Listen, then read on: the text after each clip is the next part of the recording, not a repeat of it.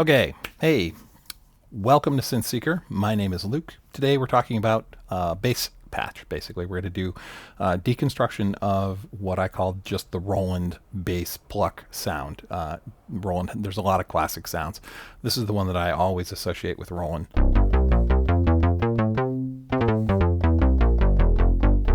I used this in a video a few videos back. I had this sound going on in there, and one of the comments was, "Hey, how did you build that bass sound? I'm having difficulty doing it." So I replied there and said, "Oh, it's a preset out of the Roland Cloud. Here's what it is." But I got to thinking, well, how would you recreate it in something else? So I rebuilt it in Ableton's Analog Synth, and I tried my best to rebuild it on the Cobalt 8M.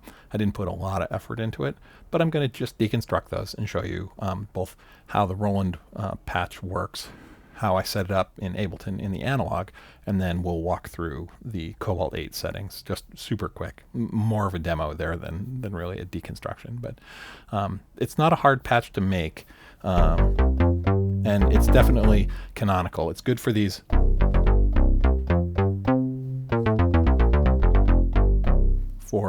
if you're doing funky stuff or whatever, or Berlin school.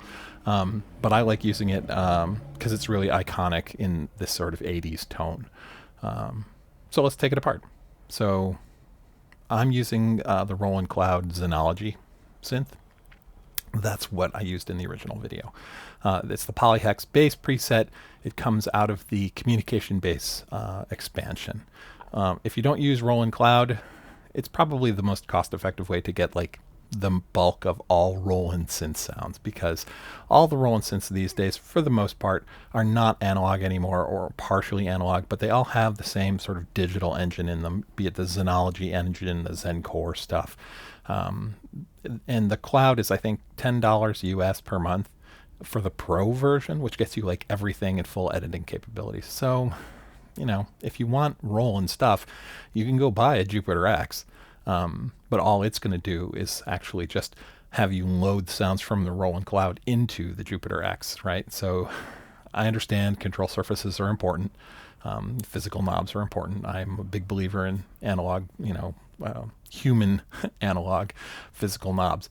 But when it came to Roland, I don't necessarily want to create new sounds on Roland synths personally, because there's so many thousands of perfectly useful Roland patches in the cloud, and so I just use them. And that's what I did. In that previous video, I used this Polyhex bass. I applied it with an ARP and used it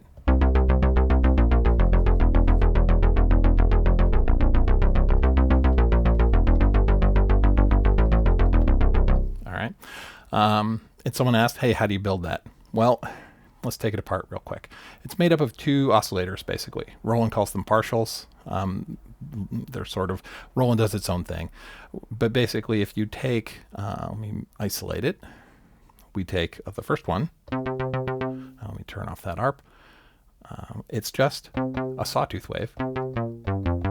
And it's running through a low-pass filter. It's Roland's emulation of what I think is a Prophet 5 filter, the P5 filter. They've got a low-pass, but this is the P5, which sounds like a low-pass to me, but just a slightly different emulation. And the envelope for that has very, very fast attack, a relatively fast decay, a low sustain, and a little bit of release. It's just a sawtooth, nothing fancy, all right? And then that's laid on top of a square wave that's an octave below. Okay, it has a higher sort of sustain point for its filter, but it's also using that P5 low pass filter. It has a little less resonance. The sawtooth has more resonance on that filter. So this is two parallel paths, oscillator into filter, and those then get mixed together. All right. Now, that's the one from Roland. Here's the one that I made. Wasn't trying to make it perfect, but I wanted it to be useful and close enough in the mix. So how do we build that? Well, let's work backwards. So first things first, the chorus. I'm using this Tal Chorus LX. It's free. It's from Tal. If you search for this online, you'll find it. You can just download the VST or the audio unit system.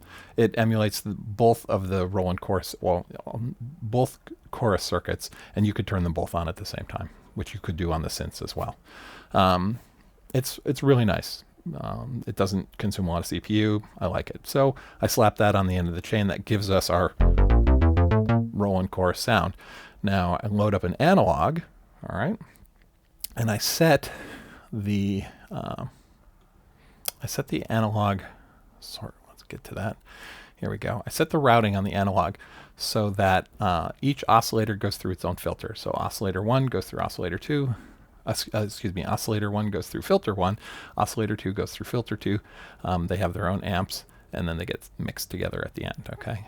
It sounds like there's unison going on, but there isn't. It's just two oscillators running through, and that's the Roland chorus, making it sound all unison-y. So let's isolate these oscillators. Oscillator 1 here, as I said, is a saw wave. Now it's an octave down from the default, but that's the sawtooth wave. It's running through the low-pass 24 dB filter. Frequency's almost closed at 57. Resonance is about 31%. It's got no attack, relatively fast decay. That's 350-ish milliseconds. Then the sustain stays pretty low, and then there's a little tail on the release. All right. I'm blazing through here pretty fast because I want to keep this video short. Now that gets mixed with oscillator 2. Oscillator 2 is a square wave. It is 2 octaves below normal, so they're an octave apart. Right? Oscillator 1's -1 octave. Oscillator 2 is -2 octaves. So octave apart. Right? And that is a square wave. It's that really round sort of square sound. It's also going into a 24 dB low pass filter whose frequency is almost closed at about 54, and its resonance is only about 6%. And when we look at its filter envelope, again, almost basically no attack, a very fast slope on the decay, a little bit more than on the sawtooth. So this one's about 470, 469 milliseconds. And then the sustain is a bit higher if you compare the two. Actually, in this case, I've got them about the same. But so play this to ear. Listen to it as you're going. And then amplitude is where it's at. When we mix these together, right, you get that sound that sounds like a Roland bass. If we had to turn the chorus off, it still sounds pretty close. The chorus isn't really adding a lot so much as it's adding stereo spread and a unison sort of feel. All right. So that's basically how you do it. Now, to do this in hardware, what I did was, let's adjust the camera with my high-tech camera adjusting abilities called my fingers. There we go. Now, let's listen to the patch from Roland real quick. And let's listen to it on the Cobalt. I've got the arpeggiator on. Right, so it sounds close. It's a little boomier, a little lower. There's a bit more resonance. I'm post-processing it. I'm running it through a little EQ and the drum bus, things like that, to make it a little grittier, mostly because I have not finished learning the Cobalt, right? I'm sure the Cobalt could get much closer to this without using some external processing. It has a very nice built-in chorus. It just doesn't quite sound like the Roland chorus. So I've got this Tal chorus down on the end of the chain. But basically what we've done is our algorithm for oscillator 1 is a sawtooth. Our algorithm for oscillator 2 is a square wave, okay? And they are an octave apart. So it's following the same pattern. Oscillator 1, sawtooth, oscillator 2, square wave, an octave below it. Both of them, unfortunately for the Cobalt, well, maybe not unfortunately, just it is what it is. The Cobalt, unless there's some setting I haven't found, everything gets summed from both algorithms, sides of the oscillator, and then run through the filter, right? There isn't a parallel filter system in the Cobalt 8, which is fine. So basically I've got it set to use the low pass filter we've got a little resonance in there, and a little more resonance than we heard in the other patches. Only because in the other patches, the Sawtooth had a bit, 30%-ish resonance, and the Sawtooth had the 30% resonance, and the Square Wave had much less than that. We can't do that here. It's going to apply the same amount of resonance to both of these, and you can just adjust it.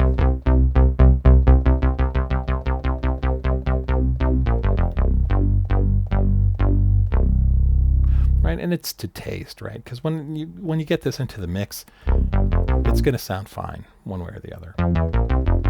And you could play with the other oscillator algorithms to sort of find them. And there's a lot of actually really interesting ones in here. As I was trying to dial this in, I started playing with some of the other oscillator algorithms. And some of the ones, a lot of them have inbuilt motion, right? You can have modulation moving the oscillator behavior around, which is cool, actually. So it's sort of like that Roland bass sound, but sort of pro gold ultra add-ons, right? And that's a subject for another video. We'll play with that. So the idea here was I was trying to reproduce this Roland one, and we've gotten close enough for government work. All right. Really, and that's about it. So an example of using this would be, I've got a couple other patches here. Let me spin this back around.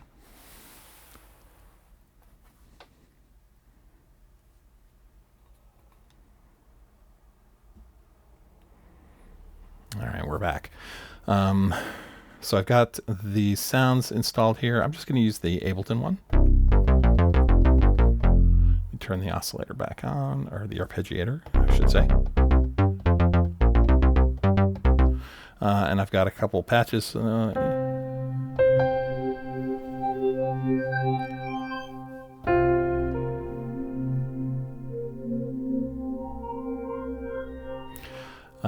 That's a Omnisphere patch I put together.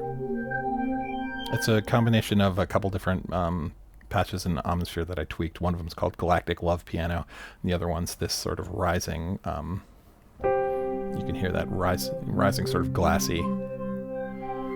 That's just me putting layers together. I didn't design either of those sounds. But, so that's going to be sort of my harmonic content. And as always, I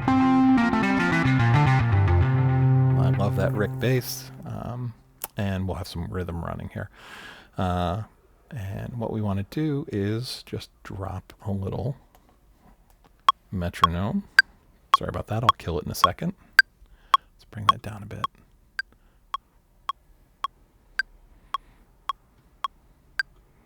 Okay.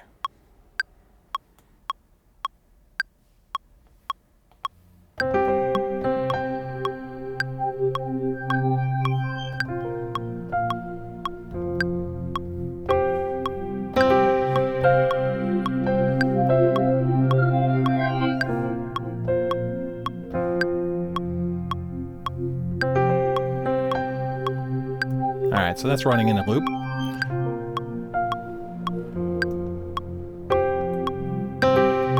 Let's put some bass on top of that.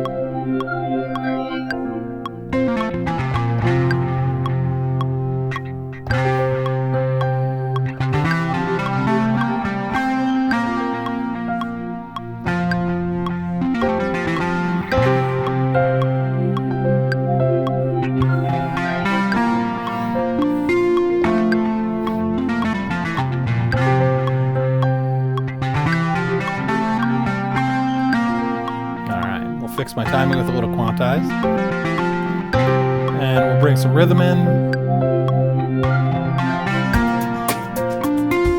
and then we play these basses.